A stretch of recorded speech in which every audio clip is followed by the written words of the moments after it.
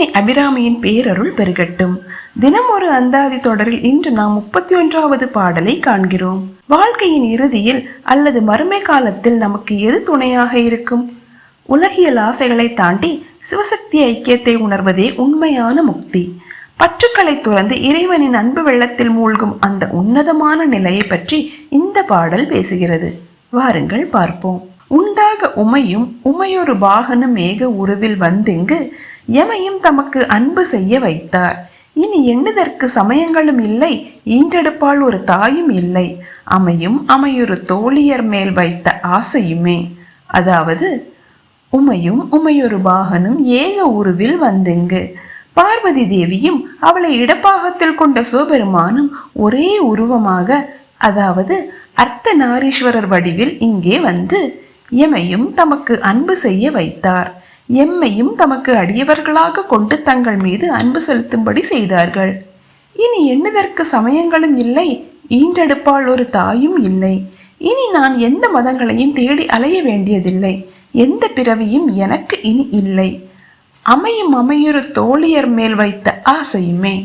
இறைவன் மீதான அன்பே மேலோங்கிய பிறகு அந்த உலகியல் இன்பங்களின் மீது பெண்களின் மீது நான் கொண்டிருந்த ஆசைகள் அனைத்தும் தானாகவே ஒளிந்து போயின. சுருக்கமாக கூற வேண்டுமென்றால் இறைவனின் அருளால் எனக்கு பிறவி பயன் கிடைத்துவிட்டது. இனி வேறு மதங்களையோ அல்லது மீண்டும் பிறப்பதற்கான காரணங்களையோ நான் எண்ண வேண்டியதில்லை. இறைவனின் பேரின்பத்தில் திளைத்த பிறகு உலகியல் இன்பங்கள் மற்றும் ஆசைகள் என் மனதை விட்டு நீங்கிவிட்டன. பாராயணம் செய்யும் முறை. ஆன்மீக முதிர்ச்சி பெறவும் மறுமையில் உயர்ந்த நிலையை அடைய விரும்புவோர் தினமும் இந்த பாடலை பாராயணம் செய்வது சிறப்பு.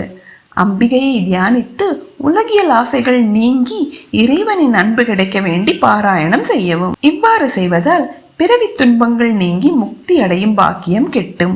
உலகியல் சார்ந்த தேவையற்ற பற்றுகள் குறைந்து மனம் இறை சிந்தனையில் நிலைக்கும். சிவசக்தியின் அருளாசி எப்போதும் நம்மோடு இருக்கும். அன்னைக்கு வெள்ளை மலர்களை சமர்ப்பிக்கலாம். நைவேத்தியமாக சுத்தமான பால் அல்லது நீர் படைக்கலாம். இறைவனின் அன்புதான் நமக்கு உண்மையான வீடு. உலகியல் ஆசைகளை தாண்டி அன்னையின் அருளை பெற இந்த பாடலை தினமும் துதியுங்கள். மறக்காமல் சேனலை சப்ஸ்கிரைப் செய்யுங்கள். இந்த பதிவு உங்களுக்குள் ஒரு மாற்றத்தை ஏற்படுத்தி இருந்தால் ஓம் அபிராமி தாயை போற்றி என்று பதிவிடுங்கள். நாளை 32வது பாடலோடு உங்களை சந்திக்கிறேன். நன்றி, வணக்கம். ஓம் அபிராமி சமேத அமிர்தகடேஸ்வராய நமக.